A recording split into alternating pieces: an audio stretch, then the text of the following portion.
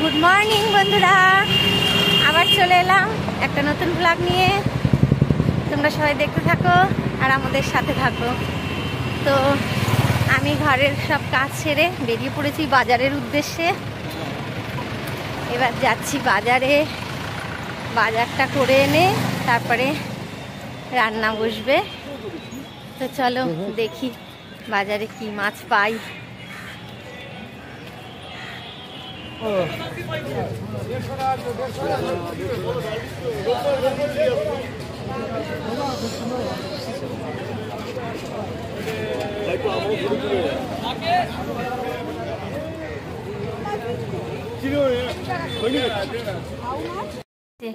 বাজার করে ঢুকলাম, এবার কাটা বাছা ধোয়া রান্না আর ভালো লাগে না। आपका ब्लड शुगर और कोलेस्ट्रॉल दोनों ही हाई है पापा। डायबिटीज है ना बेटा, मीठा मना है, इसीलिए मीठा खाने का और ज्यादा मन करता है। पापा আগে টিফিনের পাটটা মিটে ফেলি, তারপর রান্নায় হাত দেবো। ये क्यों बेटा? जब भी आप अनहेल्दी खाते हैं तो आपका ब्लड शुगर लेवल बढ़ सकता है। पर प्रोटीन এসে দেখছি আমার বড় বাপজান উঠেছে আর ছোট বাপজান তো একদম উল্টে ঘুমোচ্ছে। ওই যে তার এখন ওঠার সময় হয়নি, কি করে যে স্কুলে যাবে, স্কুল খুললে কে জানে। ঠিক আছে, না টিফিনটার ব্যবস্থা করি আগে। বাবা যাও, ব্রাশটা করে নাও। আজকে আমি রান্নার টাইমে আসতে পারিনি, ফোনে একদম চার্জ ছিল না। বাজার থেকে এসে ফোনে চার্জ দিয়ে আমি রান্না সেরে ফেলেছি। দেখো পেঁয়াজ কলি আলু ভাজা হয়ে গেছে, আচ্ছা ডাল, এই তো ভাত, আর এটা কি আছে, ও ছেলের মাছ ভাজা, আর এইটাতে আছে মাছের ঝোল। আজকে খুব বেশি কিছু করিনি, এই ডাল ভাজা মাছের ঝোল এই করেছি। কারণ এক হচ্ছে বাজারে গেছিলাম, তারপরে আবার এই এখন একটু বেরোতে হবে, ছেলের স্কুলে যেতে হবে, বড় ছেলের স্কুলে, সেই কারণে আজকে রান্নার ঝামেলা করিনি। তো আমি তো সব কাজ সেরে রেডি হয়ে গেছি। এবার বেরোবো, বড় ছেলের স্কুলে যাব।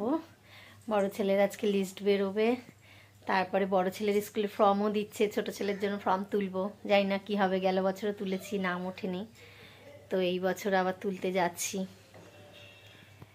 তো চলো, ছেলের স্কুলে চলে এসেছি। ভাই মিলে এখানে এসেও শুরু হয়ে গেছে লড়াই। আর এই যে সামনে ছেলের লিস্ট বেরিয়েছে, ছেলে ফার্স্ট লিস্টে নাম উঠেছে, 16 জনের পর ওর নাম উঠেছে। এই যে স্কুলে এসেছি, সব বান্ধবীদের সঙ্গে দেখা হয়েছে।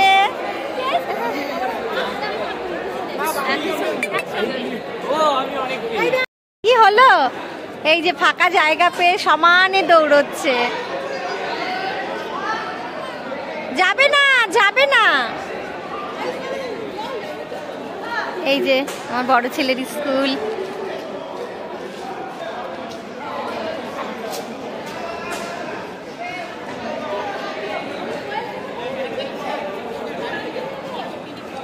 কোথায় গেলি?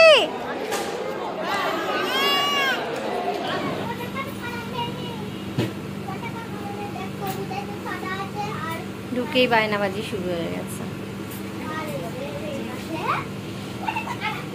কোনটা নিবি বল, কালারটা বল। সেটা না, কালারটা বলতে হবে তবেই দেবো, নাহলে নয়।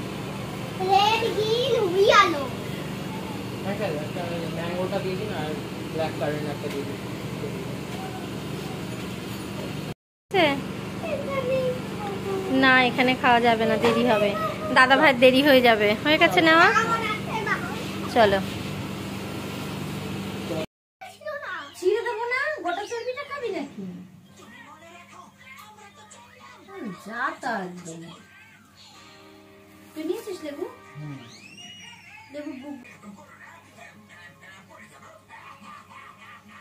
আমরা খেতে বসে গেছি। বাবারা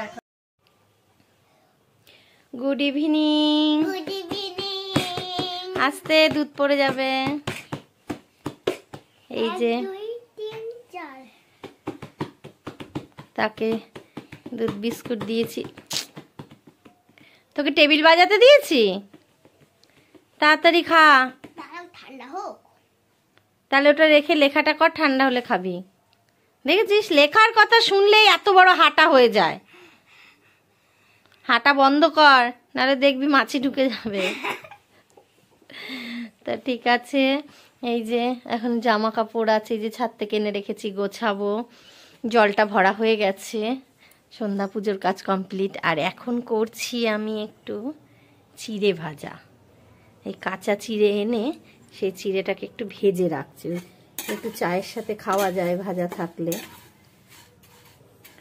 সকালবেলার দিকে টিফিনটা করতে অনেক বেলা হয়, আমি রান্না সেরে তারপর টিফিনটা করি, তাই আমার টিফিন করতে বেলা হয়। আর চিড়ে ভাজাটা থাকলে একটু চা দিয়ে খেয়ে নিলাম। এই যে 1 রাউন্ড ভাজা হয়ে গেছে, আর 1 রাউন্ড ভাজা চলছে। আর মানে চিড়ে ভাজা থাকলে ওই ভাজাটা দিয়ে একটুখানি চাটা খেয়ে ফেলতে পারি। তো ঠিক আছে, আমি চিড়েটা ভেজে নিই, তারপরে ঘরের কাজ আছে আরও করতে হবে।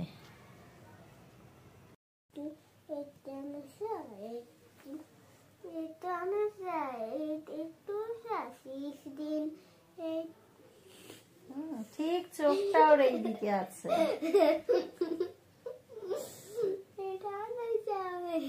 পড়তে তো বসেনি, পড়া তো কিছু করছে না, শুধু এই সব করে বেড়াচ্ছে। এই যে ডিউটি পালন করতে বসেছি, আজ তো ম্যাম আসে না, এবার আমাকে নিয়ে বসতে হয় এই বেলাটাও। তো এই যে তার আর হচ্ছেই না, এখনো 10টা বেজে গেল, এখনো তার হয়নি। কটা বাজে? 10টা 10। কখন উঠবো, খাবার গরম করব, একে খাওয়াবো, নিজে খাবো, বাসনপত্র মাজবো, আমার আর ভালো লাগে না। নে কর, এবার ঠাসিয়ে চটটা লাগাবো। দেখছিল আবার কেমন লাগছিল।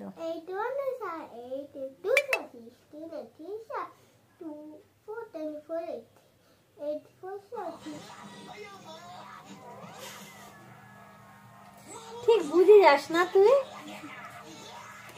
বদমাশি কা হাড্ডি।